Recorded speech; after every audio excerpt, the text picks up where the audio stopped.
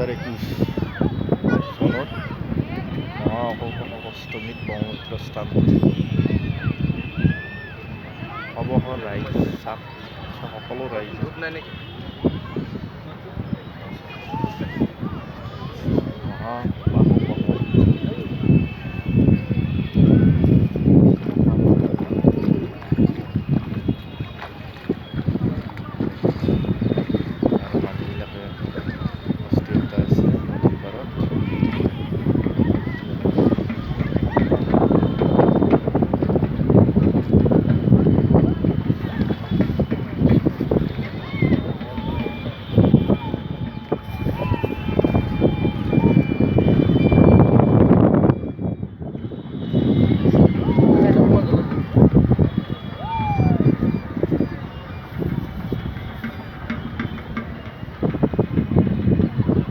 স্থান কৰিলোঁ